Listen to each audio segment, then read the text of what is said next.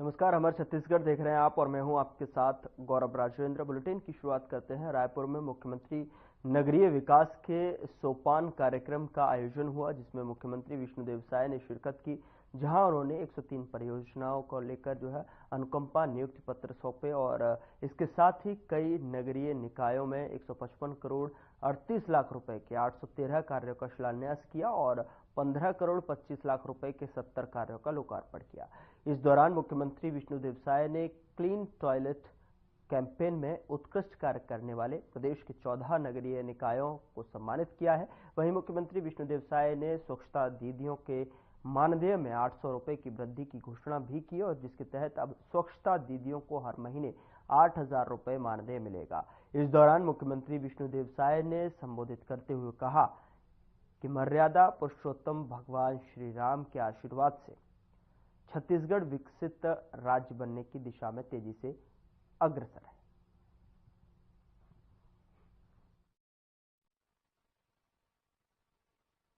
बोलिए भारत माता की, भारत माता की, छत्तीसगढ़ महतारी की, छत्तीसगढ़ महतारी की। नरेंद्र मोदी जिंदाबाद, नरेंद्र मोदी जिंदाबाद। आज रायपुर के ये पावन भूमि में आयोजित आज के नगरीय विकास के इस सोपान कार्यक्रम में मंच में विराजमान जेवनकर ओजस्वी भाषण हमन सब अभी सुने हन। ऐसे हमार प्रदेश के यशस्वी डिप्टी सीएम और नगरीय प्रशासन विभाग के भार साधक मंत्री श्री अरुण साव जी, हमारे प्रदेश के वन जलवायु परिवर्तन मंत्री और रायपुर जिला के प्रभारी मंत्री श्री केदार कश्यप जी, प्रदेश के राजस्व और खेल मंत्री श्री टंकराम वर्मा जी, हमारे सबो विधायकगण श्री राजेश मुढ़त जी, श्री धर्मजीत सिंह जी, सुनील सोनी जी, मोतीलाल साहू जी, पुरंदर मिश्रा जी, गुरु खुशवंत साहिब जी, अनुज शर्मा जी, इंद्र कुमार साहू जी, नगरीय प्रशासन विभाग के सचिव डॉक्टर बसव राजू जी, रायपुर के कलेक्टर गौरव सिंह जी, नगर निगम के कमिश्नर अविनाश मिश्रा जी, नगरीय प्रशासन विभाग के सबो अधिकारीगण और पूरे प्रदेश से आज के कार्यक्रम में आए हमार स्वच्छता दीदी मन, जेमला हमन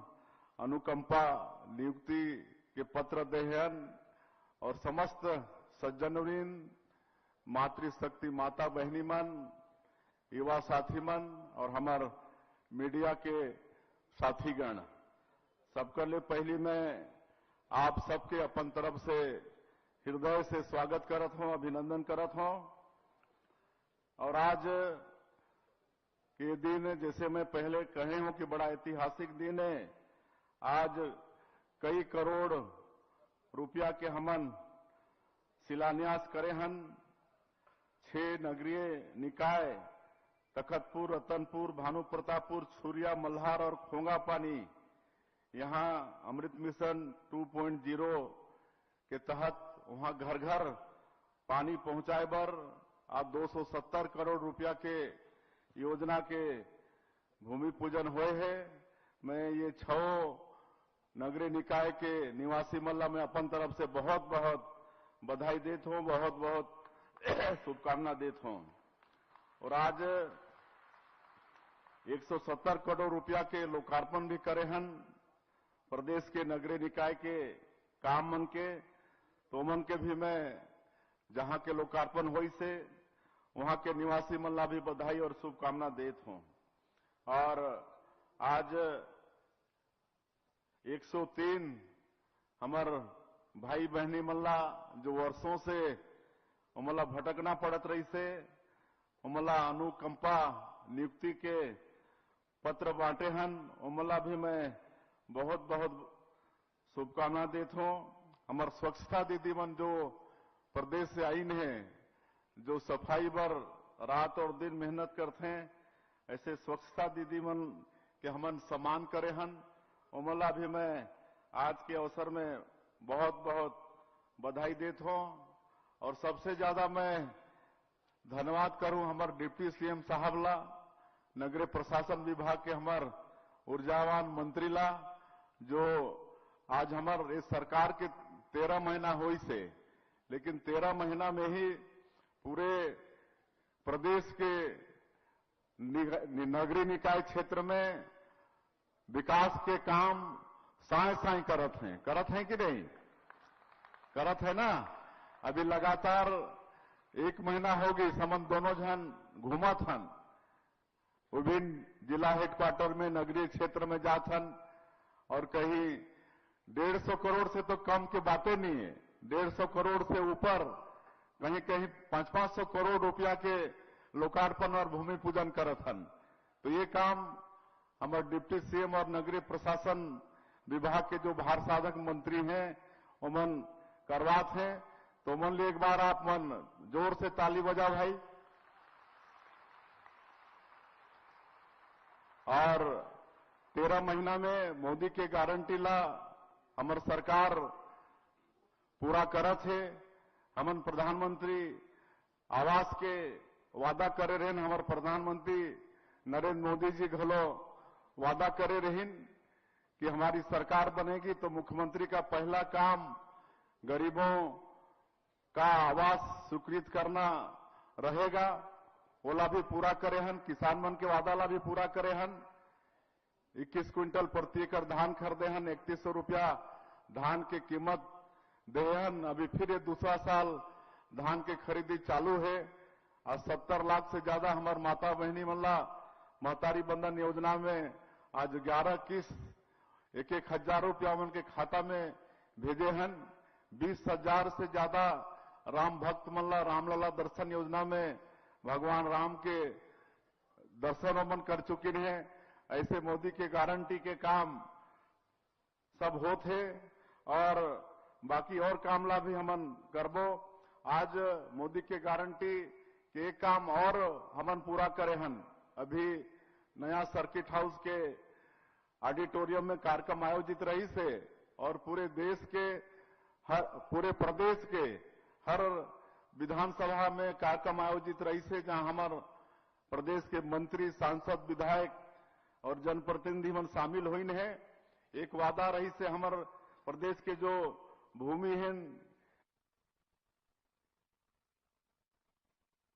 सोपान कार्यक्रम का आयोजन हुआ, जहां पर मुख्यमंत्री विष्णुदेव साय ने शिरकत की और कई परियोजनाओं की सौगात जो है प्रदेशवासियों को यहां पर सौंपी है।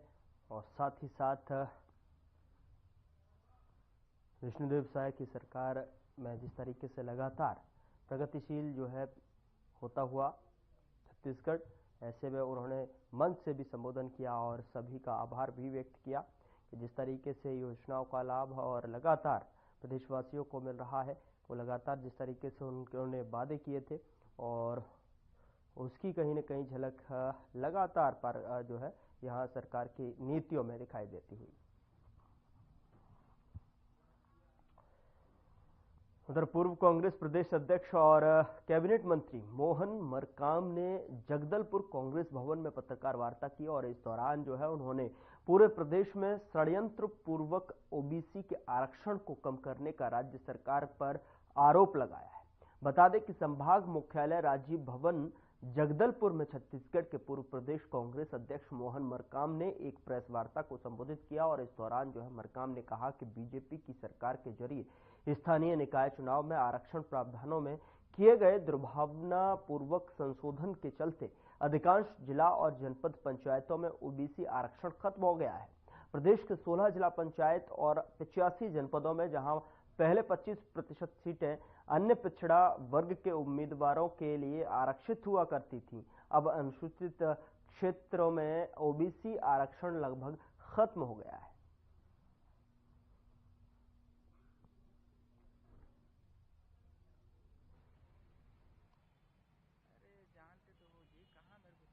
स्तरीय पंचायतों में भाजपा सरकार के द्वारा कराए गए वर्तमान आरक्षण प्रक्रिया के चलते प्रदेश में ओबीसी वर्ग का नुकसान हुआ है। सरकार आरक्षण को रद्द कर फिर से आरक्षण कराए, ओबीसी वर्ग के आरक्षण को बहाल करे। इसके लिए अध्यादेश लाना पड़े तो लाया जाए। विधानसभा की विशेष सत्र बुलाया जाए, लेकिन ओबीसी वर्ग के आरक्षण को बहाल किया जाए। जिला पंचायत अध्यक्ष एक भी सीट ओबीसी के लिए आरक्षित नहीं है। नगरीय निकाय क्षेत्रों में भी ओबीसी वर्ग के आरक्षण में कटौती हो गई है। कांग्रेस सरकार के समय 2019-20 में प्रदेश में जब जिलों की संख्या 27 थी, तब अनुसूचित जनजाति के लिए 13, अनुसूचित जाति के लिए 3, ओबीसी के लिए 7 तथा सामान्य वर्ग के लिए 4 जिला पंचायतें सीटें आरक्षित थी। भाजपा सरकार ने षड्यंत्र पूर्वक इसमें कटौती किया। अब जिलों की संख्या 33 हो गई है, लेकिन ओबीसी का आरक्षण 7 से घटकर 0 हो गया है। प्रदेश के सभी जिला पंचायत एवं जनपदों में जहां पहले 25% सीटें अन्य पिछड़ा वर्ग के लिए उम्मीदवारों के लिए आरक्षित हुआ करती थी, अब अनुसूचित क्षेत्रों में ओबीसी आरक्षण लगभग खत्म हो गया है। आज ओबीसी वर्ग को लेकर पूरे प्रदेश में जिला मुख्यालयों में प्रेस वार्ता आयोजित की गई है। छत्तीसगढ़ में जनसंख्या के अनुपात में ओबीसी वर्ग को हक और अधिकार कैसे मिले, उसके लिए कांग्रेस पार्टी लगातार प्रयास कर रही है। जब हमारी पिछली सरकार थी तो हम सर्वसम्मति से विधानसभा में एक कानून विधेयक पास किया था। ओबीसी वर्ग को 27%, एससी वर्ग को 13%, एसटी वर्ग को 32% और सामान्य वर्ग के जो कमजोर वर्ग है उनको 5% देने का विधेयक पास किया था, मगर भारतीय जनता पार्टी के दबाव में राज्यपाल महामहिम राज्यपाल महोदय ने दस्तखत नहीं किया।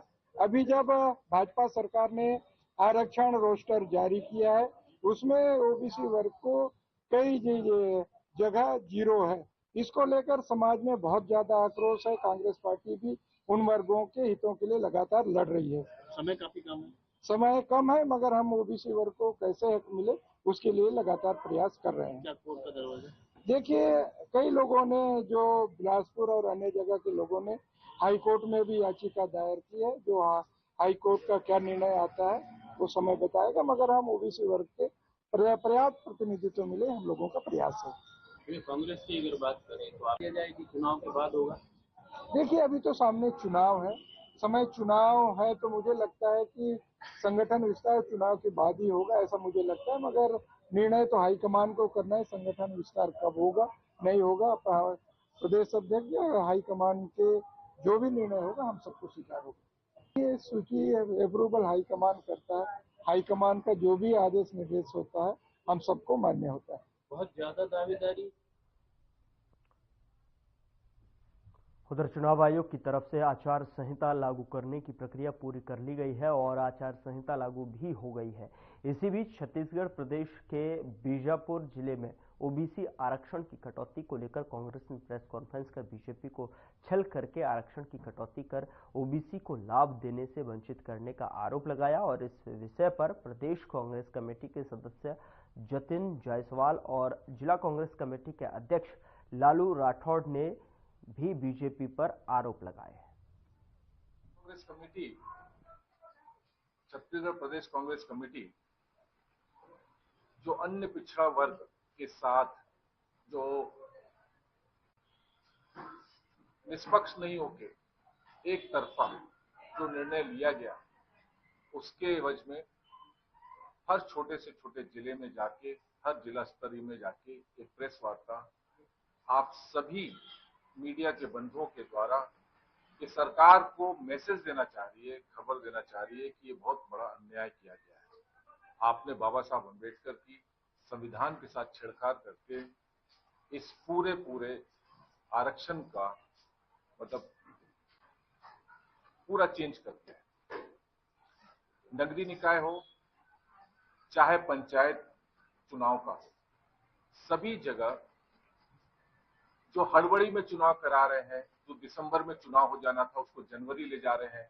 आज लोगों की सुगबुगाहट है कि आज आचार संहिता लगेगी, कल लगेगी, परसों लगेगी। ये आरक्षण को लेके इतने कंफ्यूज्ड है, इतने ज्यादा समझ से परे हो गया है इनको कि ये चुनाव कराने में इनको अब दिक्कतें होने लग गई है। सीधा सीधा है, कांग्रेस सरकार, कांग्रेस पार्टी इस भारतीय जनता पार्टी की सरकार से चाहे आप विधानसभा में लाएं, चाहे कैबिनेट में लाएं, इस नुकसान 100% भारतीय जनता पार्टी के सरकार के जितने कैंडिडेट खड़े होंगे, अन्य पिछड़ा वर्ग निश्चित रूप से इनका विरोध करेगी। क्योंकि मैं खुद अन्य पिछड़ा वर्ग से आता हूं। ये अन्य पिछड़ा वर्ग और कांग्रेस ने हर जिले से कोर्ट में पिटीशन दायर किया है। आज भी कईयों की सुनवाई है। अन्य पिछड़ा वर्ग इस चुनाव में पूर्ण रूप से भारतीय जनता पार्टी के जो कैंडिडेट खड़े होंगे उनका विरोध करेंगे। ये छत्तीसगढ़ जो अन्य पिछड़ा वर्ग की बहुल क्षेत्र है, इसी को देखते हुए हमारे कांग्रेस पार्टी ने माननीय भूपेश बघेल जी को मुख्यमंत्री बनाया था पिछड़ा वर्ग के तरफ से। उन्होंने पिछड़ा वर्ग के लिए बहुत कुछ किया। आज भारतीय जनता पार्टी जो हमारे राष्ट्र लेवल पे प्रदेश में उन्होंने जो 50% करने का जो वादा किया था, ये उसमें दिखता है कि ये वादा खिलाफी के लिए इन्होंने आरक्षण खत्म ही कर दिया। जिला पंचायत में खत्म कर दिया, नगरीय निकाय में बहुत मामूली सा सीट देके जो अन्य पिछड़ा वर्ग के साथ अन्याय कर रहे हैं। चुनाव से पहले आप बोले भाजपा चाह रही है कि अन्य पिछड़ा वर्ग के साथ हम शोषण करें, ये अन्य पिछड़ा वर्ग के साथ गलत कर रहे हैं। ये अन्य पिछड़ा वर्ग को समझ के कि इनकी ताकत को क्या है, तो उनको कमजोर करने का तरीका है कि इनके कम से कम जनप्रतिनिधि वहां तक पहुंच सके। हमारे मुख्यमंत्री जी ने इसके लिए केंद्र शासन को लिखा भी था। आरक्षण जो वहां पे जो आरक्षण नियम के तहत और बाबा साहब अंबेडकर की जो संविधान है, उस संविधान में अन्य पिछड़ा वर्ग एवं समस्त जातियों के लिए जो आरक्षण किया गया था वो पूर्ण रूप से सही और बैलेंस था। भारतीय जनता पार्टी इस आरक्षण एक संविधान को छेड़खानी करने के रूप में इस पूरे को इसको खराब कर रही है। आरक्षण के अब जो बैलेंस बनाया हुआ था उसको पूरा डिसबैलेंस कर रहे हैं। विधान था हमारे पिछड़ा वर्ग के लिए और सभी आदिवासी, एससी और ओबीसी और जो लोअर जनरल के लिए एक न्याय संगत आरक्षण की प्रक्रिया को लागू करने के लिए विधानसभा में पारित करवाया।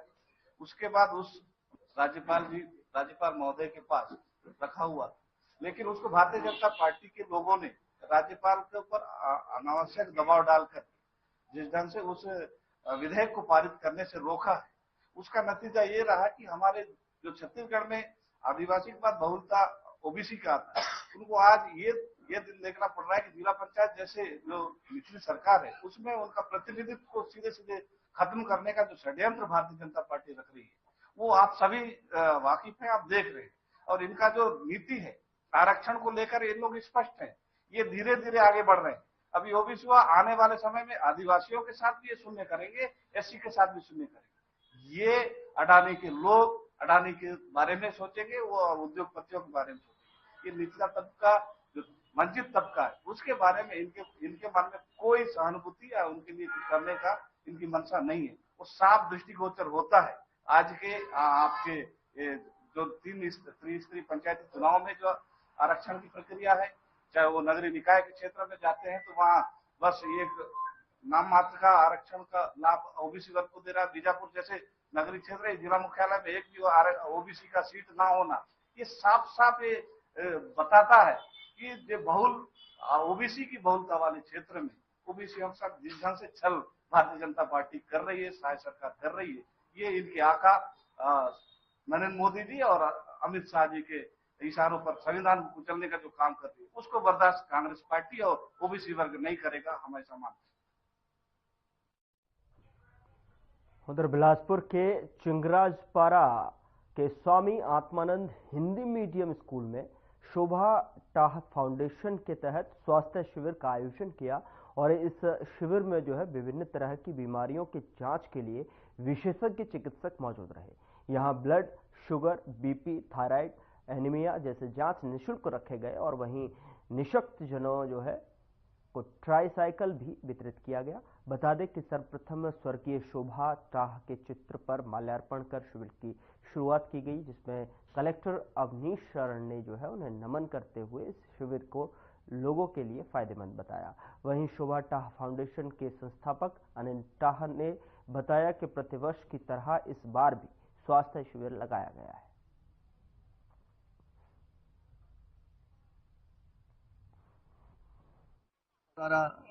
ये हमारा शोभा टाह फाउंडेशन द्वारा हमारा ये 18वां वर्ष है।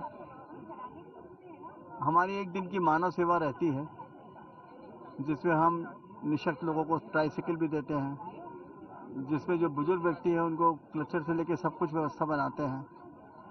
आंखों का चश्मा भी देते हैं, जिससे कि वो पढ़ाई कर सके और लिख सके, बच्चों से लेकर बुजुर्गों तक।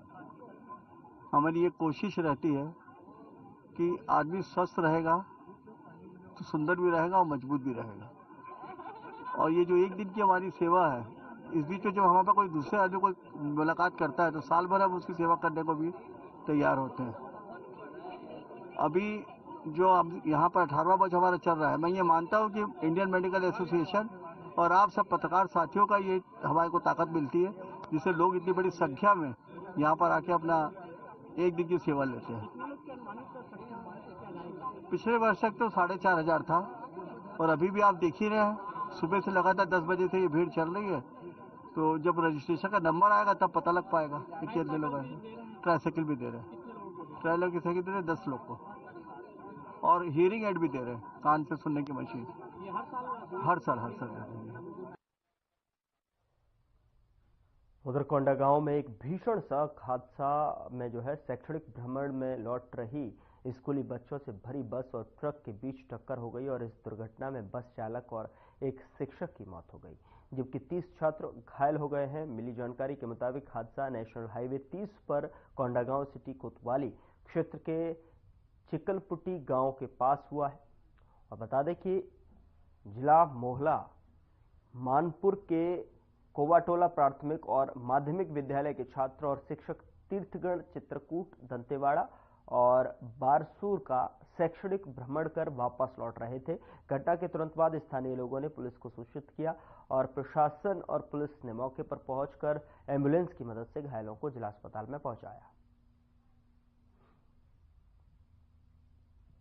मौजूद है बीती रात एक मानपुर मोहल्ला की जो बस है, स्कूली बच्चे के द्वारा जो बस्तर भ्रमण पिकनिक बनाने जा रहे थे, बीती रात में दुर्घटनाग्रस्त हो गए। आप देख सकते हैं हमारे पीछे जो बस की स्थिति है, काफी जर्जर हालत में। बताया जा रहा है कि इस बस में जो ड्राइवर चालक की मौत मौके पर ही हो गई और एक शिक्षक है, इनमें कुल मिला के 2 लोगों की मौत हो चुकी है। बताया जा रहा है कि मोहल्ला मानपुर के जो बच्चे हैं, स्कूली बच्चे, बस्तर भ्रमण के लिए जो पिकनिक बनाने के बस्तर घूमने के लिए आए हुए, लेकिन एक कोंडागांव के चिकलपुटी के स्थित रोड पर ही अचानक यहाँ से ढाबा से जो अपने स्कूली बच्चे हैं खाना खिलाकर यहाँ पर निकल रहे थे। बताया जा रहा है उस जगदलपुर की ओर जा रही ट्रक से अचानक भिड़ंत हो गई और मौके पर ही बताया जा रहा है कि ड्राइवर, यहाँ के जो चालक हैं, बस के चालक और एक शिक्षक की मौत हुई बताया जा रहा है। हर खबर छत्तीसगढ़ के लिए। उधर एनिमल प्रोटेक्शन ग्रुप द्वारा रैली का आयोजन किया गया। रैली के जरिए उन्होंने जानवरों की सुरक्षा का संदेश दिया और साथ ही उन्होंने कहा कि कुत्तों की नसबंदी निगम द्वारा की जा रही है। उनका कहना है कि इस दौरान जिस मोहल्ले से कुत्तों को नसबंदी करने ले जाया जा रहा है उसे वहां वापस नहीं छोड़ा जा रहा है। उनका आरोप है कि इस दौरान कुछ कुत्तों की मौके पर ही मौत हो जा रही है, जिसे वहीं पर दफना दिया जा रहा है। पशु प्रेमियों की मांग है कि सीसीटीवी कैमरा के जरिए इसकी जांच की जाए और दफनाए गए जानवरों को पोस्टमार्टम कर यह पता लगाया जाए कि किन कारणों से उनकी मौत हुई है। इस दौरान बड़ी संख्या में पशु प्रेमी काले कपड़े पहनकर बिलासपुर से सिटी कोतवाली पहुंचे। यहां थाना प्रभारी को आवेदन देकर रैली के जरिए एसपी कार्यालय पहुंचकर उन्हें ज्ञापन सौंपकर पशुओं की सुरक्षा सुनिश्चित करने की मांग की है। समस्या ये है कि नसबंदी केंद्र में काफी लापरवाही की जा रही है जानवरों के साथ। जो डॉग्स की नसबंदी हो रही है उसमें काफी लापरवाही देखी गई है। जैसे जहां से जो बच्चे उठाए जाते हैं वो छोड़े जाते हैं कहीं और, कुछ बच्चे वापस ही आते हैं, बच्चे आग जाते हैं, और जो बच्चे वापस नहीं आए वो हमें ऐसा पता चला कि शायद वही दफन है। तो हमारी डिमांड ये है कि नसबंदी में प्रॉपर एक मेंटेन, अगर सर्जरी के दौरान कोई बच्चा खत्म हो रहा है तो वो किस रीजन से हो रहा है, और जब किसी जानवर को उठाया जा रहा है किसी भी पर्टिकुलर एरिया से तो वहां किसी एनिमल लवर को इन्फॉर्म किया जाए उठाने के समय और छोड़ने के समय, ताकि ये कंफर्म हो कि जो बच्चा जहां से उठा था वहीं छोड़ा गया। और जिन बच्चों की अभी मृत्यु हुई है, जो भी हुआ है, हम चाहते हैं कि उन बच्चों को जस्टिस मिले और सारी चीजों से ये है कि पशु क्रूरता बंद हो। मेरी कॉलोनी का केस था जिसमें नसबंदी के लिए मैंने कुछ अपने बच्चों को भेजा था नसबंदी के लिए, तो उसमें से एक बच्चा वापस नहीं आया। जब मैंने सीसीटीवी चेक करवाने की बात की तो कहीं ना कहीं से जो प्रशासन ऊपर अधिकारी बैठे हुए हैं उनकी तरफ से भी रोक था। उन लोग सपोर्ट कर रहे थे कुलदीप को, जबकि पासवर्ड सब उनके पास था सीसीटीवी का, फिर भी वो दिखाने से मना कर दे रहे थे। क्या लग रहा है आपको? पूरे टीम शामिल है जी। बहुत बड़े ऑब्वियस सी बात है कि अगर सीसीटीवी फुटेज मैंने पुलिस में मेरे पास है रिपोर्ट जिससे मैंने शिकायत की, लेकिन इसमें कोई कार्रवाई नहीं हुई। हम लोग 10-10 बार अनुपम तिवारी के केबिन में जाके रहे, लेकिन हम लोग को एट द एंड रिजेक्शन ही मिला। इसकी कोई कार्रवाई नहीं की गई। हम लोग इंसाफ चाहते हैं कि हमारा बच्चा जहाँ भी है हमको डिस्क्लोज करें वो चीजें कि क्या हुआ उनके साथ और क्यों नहीं वापस आ पाए वो बच्चे।